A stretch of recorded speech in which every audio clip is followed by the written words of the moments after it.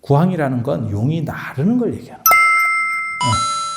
주역 건캐의 구오효. 그 아주 유명한 겁니다. 비룡제천 이견대인이라고 하는. 그게 황제캐예요. 황제캐. 그래서 용이 날아오르는 모습이에요. 비룡제천.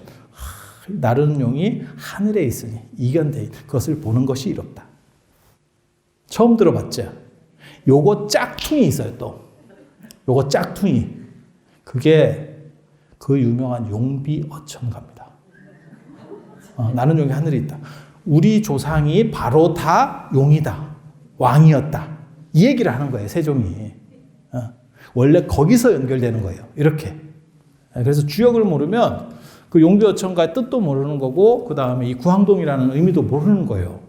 예전에는 거기가 구항리였거든. 그렇게 해서, 9개의 황자 들어가는 절이 있는 게 아니고, 황룡이 하늘을 날았다, 승천했다라고 하는 것을 기념해서 그렇게 짓는 거예요. 그리고 지금도 아마 그 황룡이 어디 있을 거냐면, 황룡이 황제를 나타내는 거거든요. 황생룡. 그리고 하늘에 나른다는 거는 진흥왕이 황제가 된다. 이런 의미예요, 그게. 도참적으로 약을 파는 거지. 진흥왕. 그리고 실제로 진흥왕이 그렇게 됐죠. 진흥왕이 우리나라 최초로 전륜성왕을 표방한 왕이에요. 그러니까 불교에 나오는 전륜성왕이라고 아십니까? 덕으로 천하를 제패하는. 그러니까 징기스칸이나 알렉산더 같은 왕인데 그렇게 무력으로 하는 게 아니고 군사가 많은 상황에서 좋은 말로 한대. 항복하지 이렇게. 그러면 상대가 항복을 안 하는데 실제로 나중에 그 몽고가 이렇게 착 정벌할 때 보면 항복하지 이러면 항복합니다. 왜? 이 군사력 차이가 너무 나면요. 아니 그렇잖아요. 우리도 미국한테 맞아본 거 아니잖아. 근데 미국이 시키면 예 이러잖아. 한미 FTA 협정 그거 다시 해야 되는 거 아니냐? 이렇게 트럼프 대통령이 했죠. 이제 대통령 끝났으니까. 그게 사람이 할 소리가 아니거든. 한번 조약을 맺은 지 도대체 얼마나 됐다고. 협정 맺은 지가 얼마나 됐어. 그리고 우리가 유리한지도 몰라요. 왜냐면 그쪽에서 우리가 유리하다라고 하니까 그냥 그런가 이렇게 생각하지. 우리는 모르는 거고. 미국 놈이 어떤 놈인데 우리만 유리하게 해놨겠어. 아니 그냥 상식적으로 생각했을 때 그놈들이 그렇게 만만한 놈들이 아니거든. 그런데 트럼프 대통령이 올라오자마자 야 그거 다시 해야겠다. 우리가 만약에 그렇게 얘기하잖아? 싸대기 맞습니다. 근데 우리 다시 했잖아. 찍소리도 못하고 그런가요? 이러면서 야 미군 방위비 좀 더 내야 될 것 같아. 그럼 빼든가. 이렇게 못하지. 그렇게 하고 싶지. 생각을 해보겠습니다. 이제 이렇게 얘기하잖아 지금. 뭐 우리만 그래? 일본도 마찬가지로. 일본은 우리보다 더 심하잖아. 맞다. 일본은 맞아봤지. 우리는 안 맞았고 일본은 맞았네. 뒤지게 맞았지. 그래갖고 천황이 나와가지고 메가더 밑에 발 밑에서 이렇게 조인하고 이랬으니까 미국 대통령 앞에서 한 것도 아니고 이렇게 장군 밑에서 천황이 기었으니까 쟤네는 맞았구나. 우리는 안 맞아도 옆에 나라 맞는 거 보고 저건 안 되겠다.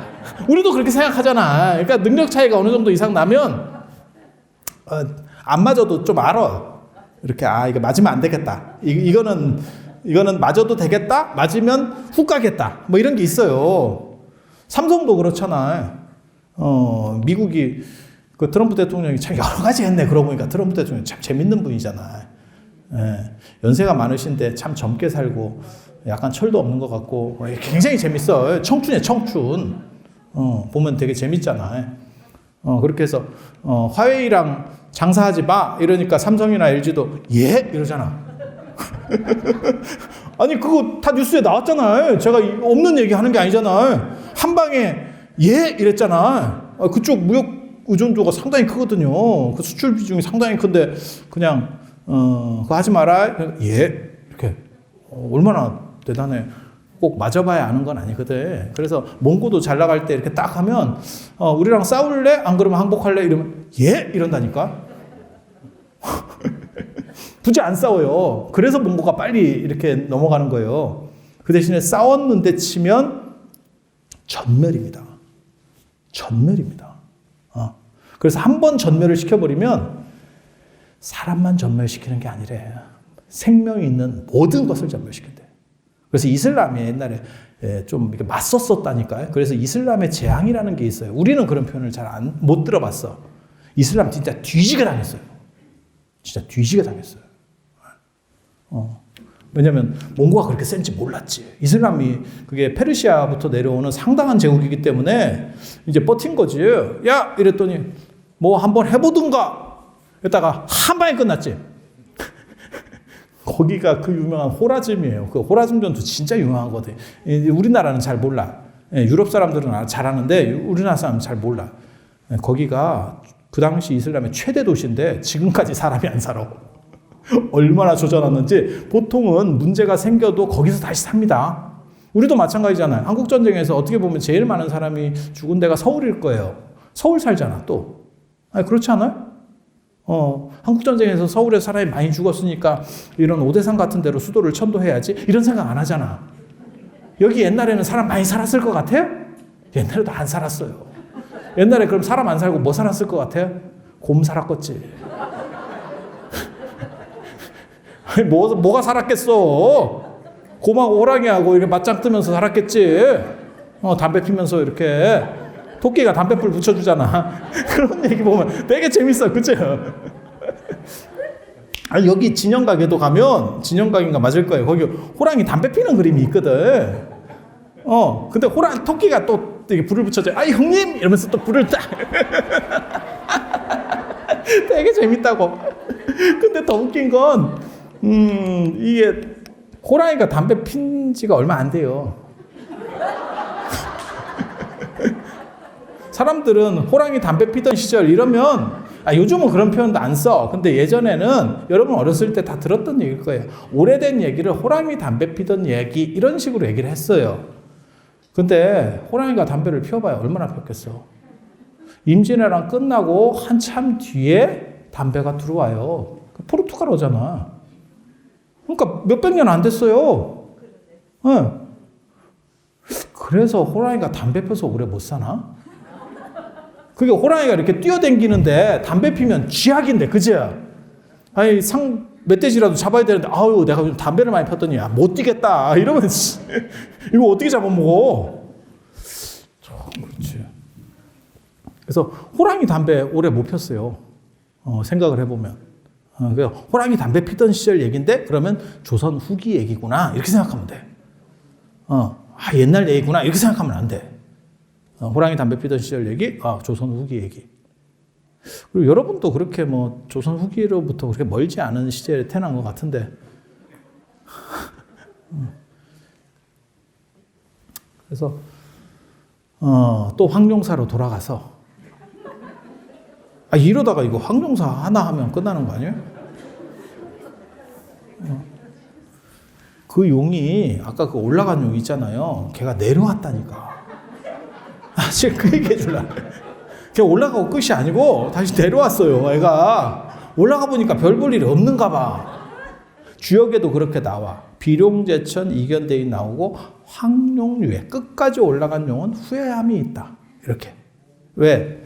더 이상 올라가자니 올라갈 데도 없고 내려가자니 쪽팔리고 너무 올라가서 사람들이 쳐다도 안 본대. 안 보여. 그래서 존재감이 없대. 그래서 우리 선생님이 제가 동양철학을 또 전공을 했거든. 우리 선생님이 주역 가르쳐 줄 때 스님은 주역에 엄청난 자질이 있다. 그래서 북경대로 유학을 가라. 우리 선생님이 나한테 그랬었어. 진짜.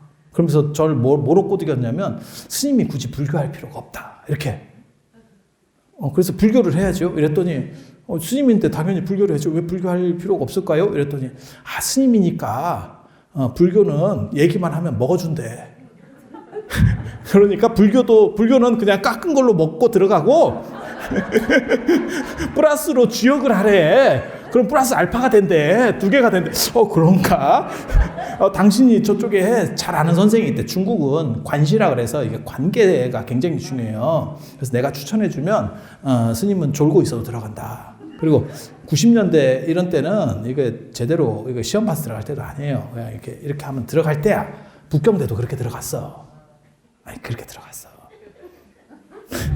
더 비리를 얘기해 줄 수 있는데 내가 그런 거까지 참는다. 뭐 그런 게 있어. 그 시절에 그런 게 있었어. 근데 그렇게 들어가면 한 학기에 이렇게 서울에 왔다 갔다 할 때 테레비 같은 걸 사가야 된대. 뭔 얘기인지 알아? 그 시절만 해도 중국이 못 살았어요. 못 살았어. 지금은 그런 거 갖고 택도 없는데 그렇게 해서 뭐 테레비 같은 것도 사주고 그래서 한국 지도제자를 받으면 그 지도교수 가전제품이 바뀐다는 얘기가 있었어요. 집에 가전제품이 바뀐대 다. 한국 걸로. 그때는 한국 게 굉장히 좋고 뭐 이랬던 차이가 있었던 시절이에요. 그게 2000대 초반까지 그랬었다니까. 그때만 하더라도 지금은 중국 돈 100원이 우리나라 18,000원인데 그때는 중국 돈 100원이 우리나라 10,000원이었었어요. 그래서 중국 가면 참 돈 쓸 맛이 있었어. 그런 게 있었어요. 옛날. 벌써 20년 전 얘기야. 20년 전 얘기. 저도 되게 나이가 많은 거예요. 제가 위장하고 와서 젊어 보이는 거예요.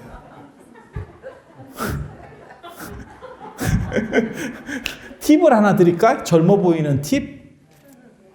이런 거 가르쳐 주면 안 되는데. 젊어 보이고 싶으면요.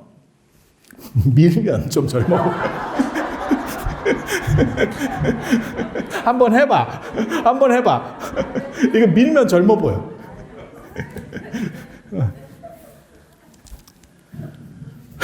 그렇게 해서 그 용이 날아간 게 아니고 내려왔어요. 근데 주역 선생님이었는데 주역 전공이었어요. 동양 철학 중에서 주역 전공이었는데 그러니 주역학회 회장하고 막 이랬던 주역 굉장히 잘하신 분인데 뭐라고 얘기하냐면 뭐하고 똑같다 이렇게 얘기해 주냐면 대통령 끝나고 그러니까 예를 들면 뭐 김영삼 대통령 같은 분 봐봐요. 대통령만 안 됐으면 아니면 대통령을 그 IMF 안 맞고만 잘 맞췄어도 굉장히 존경받고 살 분이에요. 그 대단한 사람이거든요. 최연소 국회의원 아직도 아마 그 기록 안 깨졌을 거예요. 그리고 우리나라 민주화에서 어떻게 보면 참 상징적 인물인데 대통령 되고 나서 전두환 대통령과 쌍두마차 비슷하게 됐지 지금. 이게 참 이런 식이 됐잖아. 그게 IMF가 너무 큰 고통을 우리에게 줬기 때문에 그렇게 된 거잖아요. 그게 학령유예라는 거예요. 끝까지 올라가면 내려갈 데도 없고 이제 망신당할 일만 남는다는 거죠. 그래서 적절점에서 이렇게 해야 된대. 그리고 용도 눈에 보이는 데서 날르래.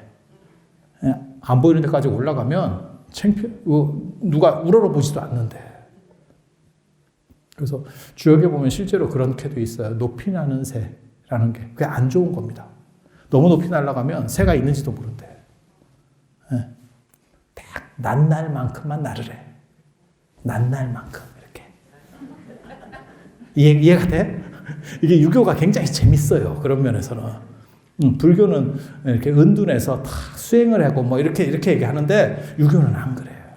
그래서 임진왜란 때도 그거 있잖아요. 임진왜란에서 최대로 잘못한 사람 중에 한 명이 유성룡이에요. 근데 유성룡이라고 하는 사람은 징비록이라는 책을 써놔가지고 자기 변명거리를 다 적어놨어요. 그래서 유성룡 나쁘다는 얘기를 사람들이 안 해. 나는 이렇게밖에 할 수 없었어. 라는 거예요. 아니, IMF보다 더 큰 게 전쟁이 터졌는데 잘못했다는 놈이 없다? 이게? 잘못했다는 놈이 없어. 굉장히 재밌어요. 임진왜란이 그런 전쟁이에요. 누가 잘못한 놈이 없어. 아니, 지가 책임자인데 지가 변명을 다 써. 근데 그걸 받아들여줘. 사람들이. 사명당 같은 경우는요. 개고생했는데 이 사람이 글을 안 썼어요. 이게 두 종교의 큰 차이를 나타내는 거야. 그래서 사명당이 뭐 했다 이런 몇 가지만 알지 실제로 그게 없습니다. 이순신 장군도요. 난중일기 없었으면 지금같이 저렇게 높게 못 돌아갑니다. 대단하지 않아요? 그 전쟁 중에 어떻게 일기를 써? 우리는 알바 중에도 일기를 못 쓰는데. 아니 그렇잖아. 전쟁 상황에서 그걸 계속 기록할 수 있을까? 참 이게 어려운 일이에요. 여러분 가계부도 쓰기 힘들잖아. 그죠? 그래, 그런 거 얘기해 주니까 잘 다가오는가 봐.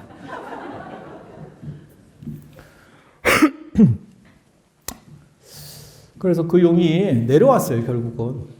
승천하고 다시 내려왔어요. 그래서 아마 저는 그 용을 어디 살 거라고 생각하냐면, 황룡사에 지금도 우물이 있어요.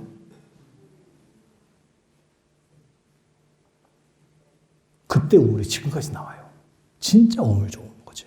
나 그물 한번 먹어봤으면 좋겠네. 근데 그물은 못 먹는데 그 옆에 분황사에도 삼룡변어정이라고 있어요. 용 3마리가 거기 들어가서 이렇게 변신한 용이, 그 우물이 있어. 이게 팔각형으로 된 우물이 있어요. 가보시면. 나중에 코로나 끝나면 가검 스님이 여러분하고 같이 갈 수도 있어. 여러분이 가검 스님한테 잘 보이면. 가검 스님이 감자전만 붙이는 게 아니에요. 가검 스님을 만만하게 보지 마. 한 칼이 있어. 감자전 내공 딱 이러다가 가끔 열무를 날리잖아요, 여러분들한테. 이렇게 열무, 비트 이런 걸 다 깊은 뜻이 있는 거야. 여러분이 그 깊은 뜻을 잘 몰라서 그래. 내가 아까 얘기했잖아요. 불교는 자기를 숨기는 거라고. 불교는 자기를 숨기는 거라고. 그렇게 해서 거기 내려와 있는 것 같아. 내려와 있는 것 같아. 왜? 아니, 기록에 그렇게 나온다니까. 그 태화지 용이 나중에 그 황룡사 용 아버지인데, 제가 중국 오대산 가서 찾았다고 그랬잖아요. 만나지는 못했는데 기록에 보면 뭐라고 나오냐면, 황룡사의 호범룡은 내 장남인데 범천의 명령을 받고 조물주의 명령을 받고 황룡사를 지키는 호범룡이 되어 있다. 이렇게 얘기한다니까. 진짜. 황룡사 구축목탑조 이런 데 나와요. 제가 지어내는 얘기가 아니에요. 제가 지어내겠어요? 전문가인데? 안 지어내. 안 지어내. 그렇게 해서 그 황룡사에 그게 뭐냐면 종교적으로 그 얘기는, 스토리는 간단한 거예요. 내가 진흥왕인데 친정을 딱 펼치려고 해서 새로 궁궐을 지었는데 갑자기 뭐 어떤 상서로운 게 나온 거죠. 그래서 그걸 절로 짓고 불교 세력을 등에 업고 내가 친정 정벌로 나서는 거예요. 그게 그런 스토리예요. 그래서 내가 대단한 왕이 됐다. 전륜성왕 같은 그런 왕이 됐다. 그리고 황룡사를 짓자마자 어떤 일이 벌어지냐면 울산으로, 그 당시 울산이 서울로 말하면 인천 같은 데입니다. 울산이 그렇게 들어와요. 울산은 이렇게 뻘로 해서 이렇게 쫙 이렇게 수심이 낮고, 경주는 이게 동해안이라서 수심이 깊어서 배를 접인하기가 어려워요. 그래서 울산으로 해서 이렇게 돌아오거든. 울산으로 돌아오. 뭔 뜻인지 아시겠죠? 네. 요즘은 뭐 아무것도 아니지만 예전에는 아무튼 울산으로 들어옵니다. 네. 그래서 그쪽으로 배가 한 척이 왔대요.